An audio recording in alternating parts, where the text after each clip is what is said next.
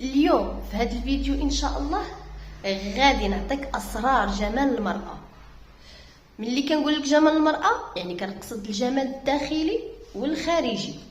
اليوم غادي تعرفي دوك النساء الجميلات، النساء الراقيات، النساء اللي كلهم رشاقة، واخا البعض منهم كيكونوا متقدمات في السن، ولكن ملي كتشوفيها هكا ما كتعطيهاش داك السن ديالها، كتقولي هذه يعني مازال عاد صغيره، مازال عاد يعني هي راه تلقيها متقدمه في السن ولكن ما كتعطيهاش السن ديالها. هاد النساء هادو اللي كتشوفيهم انيقات ورشيقات عندهم واحد السر. هاد السر ان شاء الله غادي نبارطاجيه معاك اليوم، ولكن بغيتك تكملي الفيديو حتى الاخير، ما تخليو ما تفوتي حتى نقطه، لان هاد الاسرار اختي مهمه. لان هاد النساء اللي كيتهلاو في راسهم، هاد النساء الجميلات والانيقات، راه ماشي غير هكاك، راه عندهم واحد العادات يوميه كيطبقوها باش كيحافظوا على الجمال ديالهم. فكملي اختي الفيديو حتى الاخر. فاهلا وسهلا حبيباتي، كيف دايرين؟ لاباس عليكم؟ نتمنى تكونوا بخير وعلى خير وفي تمام الصحه وانتم كتشاهدوا فيديو ديال اليوم. مرحبا بكم في فيديو جديد ومرحبا بكم في موضوع جديد. ولا كنتي اول مره كتشوفي قناتي اختي، مرحبا بك والف مرحبا بك في قناه الراحه النفسيه والتنظيم الذاتي. وما تنسايش ديري اشتراك وتفعلي الجرس باش هكا توصلي فيديوهات جديده. والى عجبكم البنات الفيديو ما تبخلوش عليا بجيم. فاول سر اختي، اول سر من اسرار جمال المراه هي الرياضه. الا بغيتي اختي تكوني انيقه ورشيقه ضروري اختي الرياضه، ضروري الرياضه. خص تكون عندك من العادات ديالك الزوينه انك كتمارسي الرياضه، واخا غير 3 المرات في الاسبوع احسن من والو. تقدري ديري نهار بنهار نهار بنهار الرياضه. وملي تسمعي الرياضه ماشي غادي نقول لك مثلا قدرتي تمشي تسجلي في لاصال مزيان و100 مزيان، ما قدرتيش اختي تقدري ديري تمارين رياضيه على الاقل واحد الساعه في الدار ديالك، نهار واحد نهار لا. حسبي راسك راكي في لاصال ديري تمارين حركات رياضيه غير في الدار ديالك. ما قدرتيش ديري هاد الحركات الرياضيه تقدري يوميا ديري رياضه المشي 30 دقيقه، او لا نهار واه نهار لا. رياضه المشي انا كنديرها من الاثنين حتى الجمعه، السبت والحد مره ما نكذبش عليكم. لان الرياضه اختي هي اللي كتخليك رشيقه، هي اللي كتنشط لك الدوره الدمويه. ولا كانت الدوره الدمويه ديالك نشيطه وجهك غادي يكون زوين، ما غاديش تكوني سمينه بزاف. فما يمكنش اختي نتيا هاكا سمينه بزاف بزاف بزاف مشحمه وباغيه تضعافي. ضروري اختي الرياضه راه عندها واحد، سيرتو رياضه المشي، بحثي على رياضه المشي، عندها واحد المنافع كثيره كثيره كثيره كثيره اختي. كتحرقي الدهون، السموم، كتنشطي الدوره الدمويه. شوفي شحال انا عطيت لك غير واحد شويه من الامتيازات ديال رياضه المشي. فاختي اول سر من اسرار جمال المراه اختي الرياضه. حاولي تكون هذا العام في 2026 خدمي على هذا الشيء، خدمي على راسك، خدمي على الجمال ديالك اختي. من نقول لك الجمال ديالك راه ماشي غير الخارج، راه حتى الداخل. تبعي هاد الخطوات اللي غادي نقول لك اختي وطبقيهم في 2026. واليوم غدا، اليوم راه خطوه صغيره اليوم كتصنع الفرق. يعني كتبدا غير بشويه، واليوم غدا اليوم غدا صافي كتوالفي، كيوليو عندك عادات ما كتقدريش تدوزيهم، ما تقدريش يدوز النهار بلا ما ديري ديك العاده. المهم قلنا السر الاول هي الرياضه.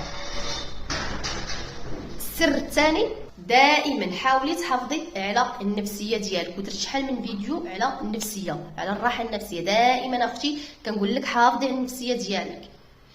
شتي راسك ماشي مزيانه، شتي نفسيتك ما راهاش مزيانه، ما تجاهليش هاد الشيء. حاولي تجلسي وتعطي الوقت لراسك وترتاحي. بعض المرات حنا كنساء بعض المرات كتجي واحد الفترات كنعياو صافي، كتجي يعني ما كيبقاش عندنا لا سوف لا حتى شي حاجه. فملي تشوفي راسك ما قديتيش ما تقوليش لا نضغط على راسي ونزيد وتجاهلي هذاك الاحساس، لا. ديري داكشي اللي مهم وضروري وريحي مع راسك فتره وغادي تدوز. هكا غادي ديري في بالك فتره وغادي تدوز. يعني ضروري ديري خطوات باش ترجعي الطاقه النفسيه تكون زوينه. سمعتي اختي؟ شنو هما هاد الخطوات؟ اول حاجه انك باختصار، اما راني درت عليها فيديو، تعطي مثلا شتي راسك ماشي مزيانه، تعطي الخاطر لراسك، تعطي الوقت لراسك، يعني ما تجاهليش هذاك الشعور ياكي، لان الجسم باغي يرتاح، الجسم باغي يرتاح صافي، النفسيه باغيه ترتاح، العقل باغي يرتاح. ما تجاهليش داك الشعور، ريحي.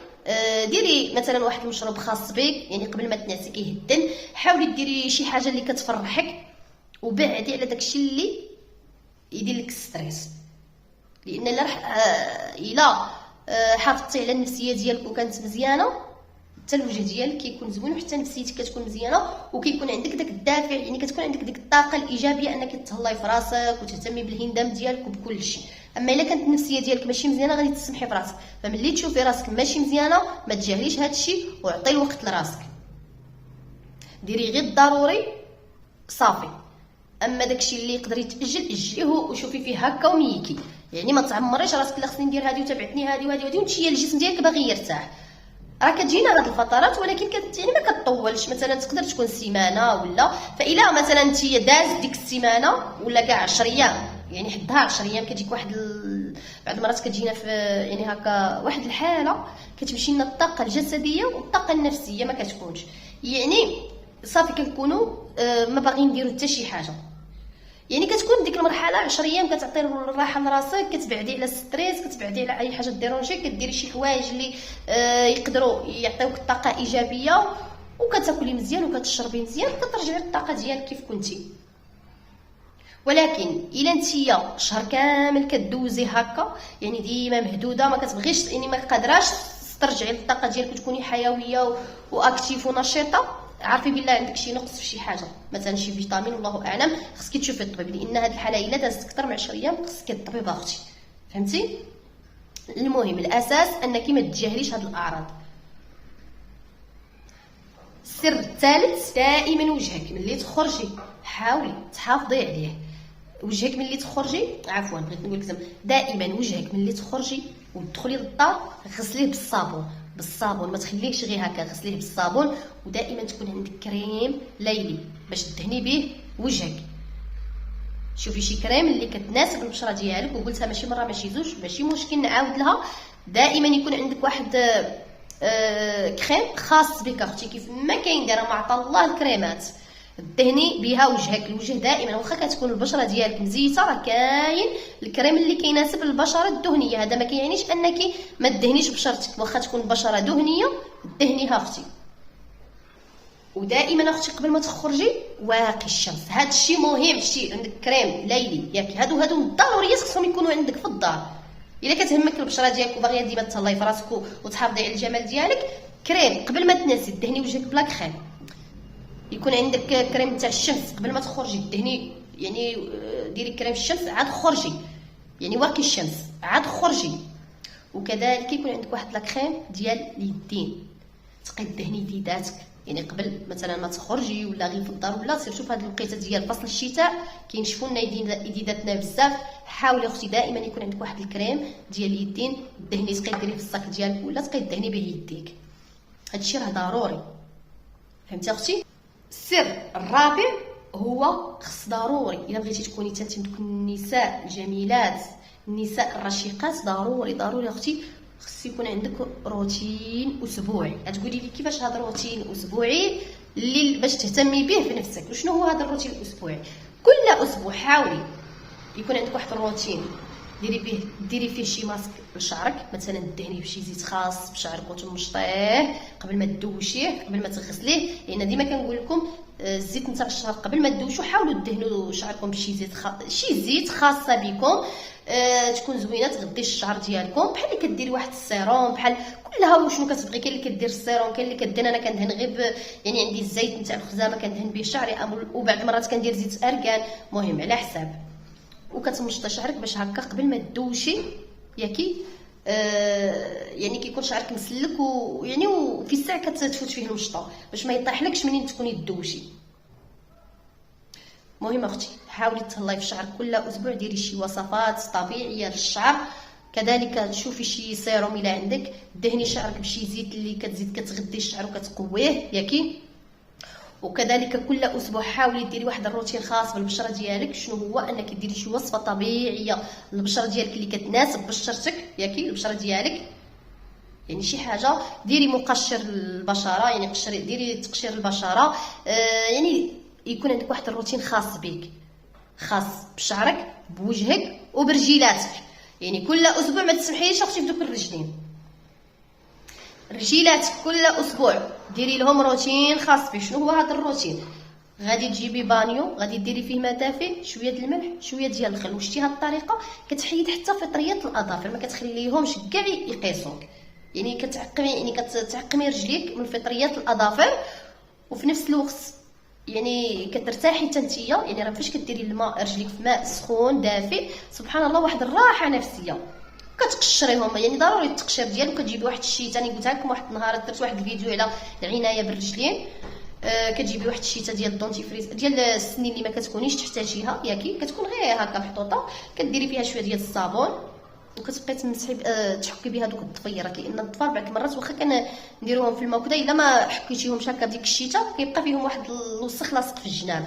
يعني ضروري تجيبي ديك الشيته. الا ما عندك شي شيته ديال الدونتيفريز ما كتحتاجيهاش تاع السنينات، ديري فيها خليها غير لرجيلاتك. المهم هذا ضروري يكون عندك واحد الروتين خاص بالنفس بالجمال ديالك. يعني مثلا ديري في نهار الحد، قولي هذا النهار ديال الحد غادي نتهلا في شعري، غادي نتهلا ندير شي ماسك لشعري، شي سيروم لشعري، شي وصفه طبيعيه لوجهي، شي مقشر للوجه ورجيلاتي كذلك. هذا دائما يكون عندك روتين اسبوعي. هذا هو اختي، هادو هما الاسرار الجمال. راه والله ما تهلاي في راسك، كاع ما تقولي ليش لا اللي زين من عند الله، اللي زين من عند الله، ولكن داك الزين اللي عطاه لك الله تهلاي فيه. السر الخامس اختي، راقبي شنو كتاكلي، شنو كتدخلي. لان كيف قلت لكم راه الجمال ما كيكونش غير يعني الاعتناء بالنفس، يعني انك تهلاي في راسك والجمال ديالك ماشي غير الخارجي. شوفي شنو كتاكلي، بعدي عليك المقليات اختي، بعدي عليك ما تكثرش. راه ما كانش اللي كيضر البشره ديالنا قد المقليات. اي حاجه كتقليها وعوضيها بحوايج اخرين. ما كنتي كتعاني من السمنه، نقصي عليك النشويات اختي، ونقصي عليك الوجبات. الا بغيتي تنقصي، بغيتي تكوني رشيقه وتكوني خفيفه، ما تكونيش هكا مشحمه، ياكي حاولي تنقصي من النشويات. وعلى الاقل ديري غير 2 وجبات في النهار اللي كولي. مثلا غادي تنوضي في الصباح ديري فطور على حقه وطريقه، يكون غني ياكي بداكشي اللي كيحتاج الجسم ديالك، وسيري خدمي شغلك وخلي الجسم ديالك يرتاح من الاكل، وخلي الجهاز الهضمي ديال خدمته على خاطرو حتى لواحد الوقيته مثلا مع 6 ولا 5 ونص ولا ديري الوجبه الثانيه عاود تكون غنيه اللي كيحتاج. صافي وجمعي وطبختك. الا بغيتي تهلاي في هذا هو السر، هذا هو، ما كانش شي اسرار اخرى ديال الضعف ولا. الا بغيتي اختي تضعفي هذه هي الطريقه، الرياضه، وشوفي شنو كتاكلي وبعدي على السكريات والنشويات. صافي وهاكي نقصتي في الوزن. وعن تجربه ماشي كنهضر غير هكا البنات. وبعدي على السكريات وبعدي على المقليات. الا بغيتي البشره ديالك تكون زوينه بعدي على المقليات. وكيف قلت لك دائما كل اسبوع ديري واحد الروتين خاص بالبشره ديالك. كاين وصفات طبيعيه اللي يقدروا يجيو معاك ديريهم. النقطه السادسه ياكي الاسرار، السر السادس، ماشي اي حاجه مثلا سمعتيها شي وصفه قالتها شي وحده في اليوتيوب تنوضي انت تطبقيها على وجهك. هذيك السيده اللي قالت لك ديك الوصفه ممكن انها جات معاها، ولكن انت قبل ما تطبقيها شوفي المكونات ديالها واش صالحين مع البشره ديالك ولا لا. لان تقدر وصفه بسيطه طبيعيه تاثر لك على البشره ديالك وتبقاي تعاني مده وعاد تشوفي لا بريتي. بعداك واحد الخطره كنت درت واحد الفيديو على هذا الشيء تاع اساطير جمال المراه، وكانت وحده خلات لي واحد التعليق قالت لي انا شفت واحد الوصفه دارتها واحد السيده في اليوتيوب ونصحتنا بها، نوض انا نطبقها. قالت لي لحد الان، خلاتها لي في التعليق، قالت لي لحد الان راني كنعاني، قالت لك بسبب ديك الوصفه.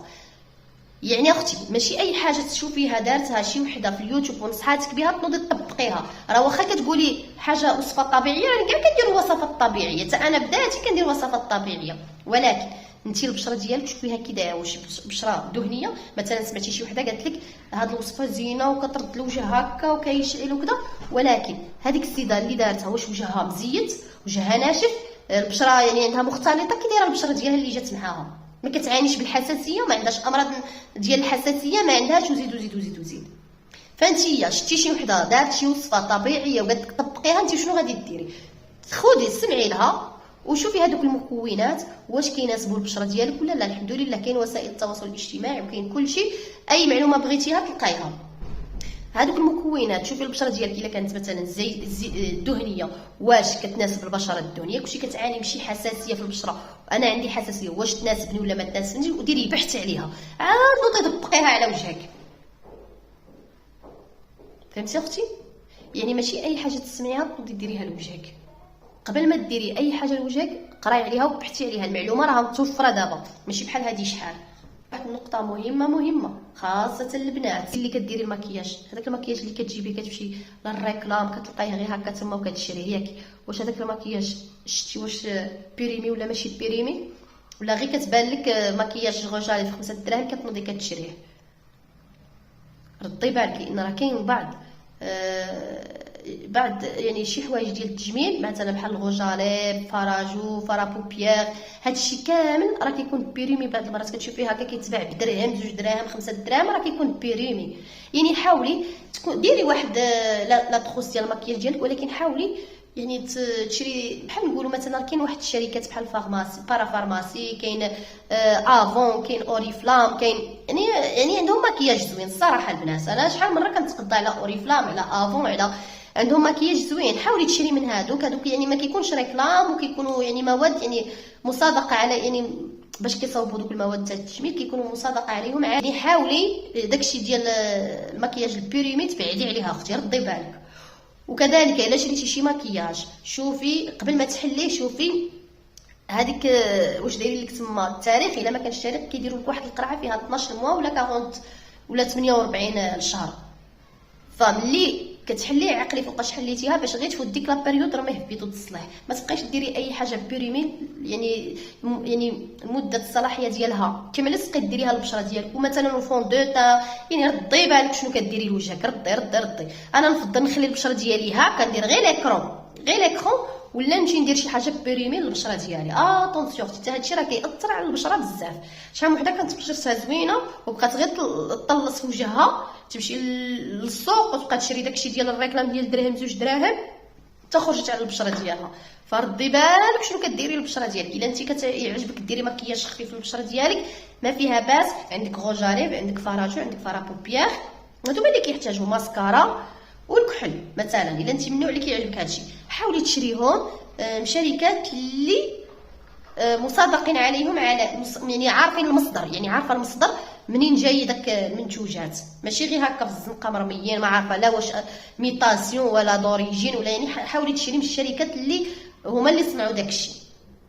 النقطه السابعه والسر السابع اللباس اختي. حاولي اللباس ديالك، انا ما كنقولكش شري وكثري اللباسات وبدري وزيد لا اختي، سيري غير على حسابك، ولكن حاولي ملي تلبسي اللباس ديالك يكون انيق متناسق. فهمتي؟ مثلا لبستي شوميز كانت مقرضه ما فيها باس اختي تحديها، ما تلبسيهاش هكاك مقرضه. فهمتي؟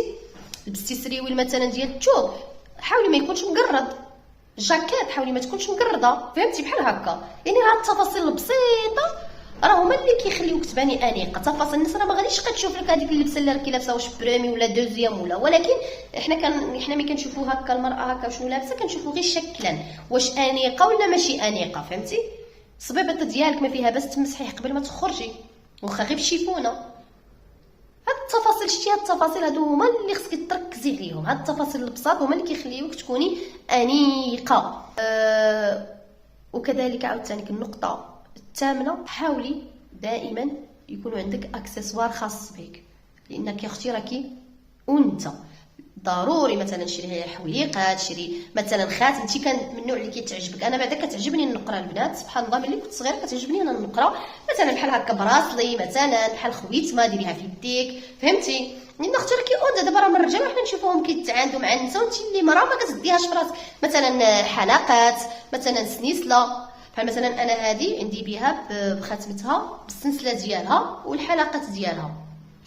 مثلا قدرتي كانوا عندك الامكانيات ما فيها باش تشري اكسسوار نتاع الذهب ولكن يكون خفيف، لان كاينين بحال مثلا حويليقه سنيسله ديال الذهب تكون غير قوقه، خويتما، غورميط.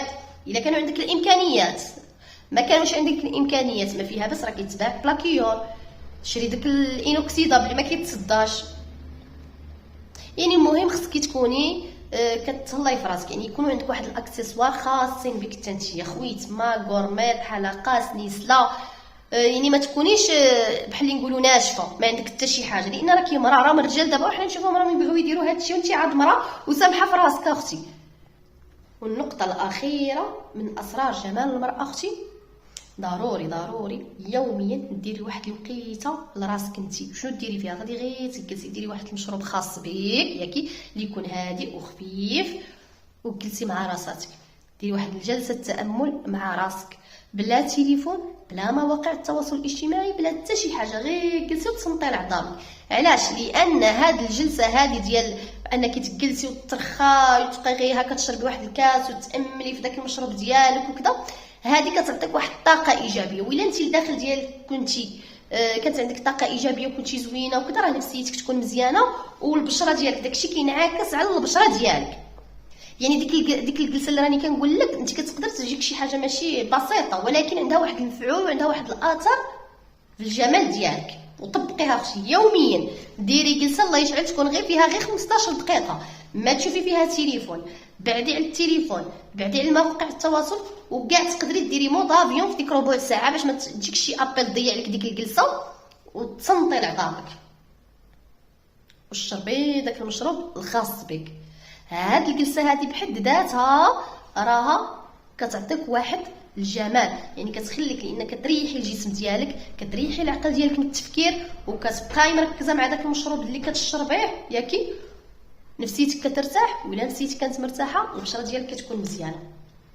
هادو هما الاسرار تاع جمال ديال المراه اختي، خصك تطبقيهم في حياتك يوميا. يكون عندك روتين خاص بك، اسبوعيا يكون عندك روتين خاص بشعرك ووجهك ورجليك.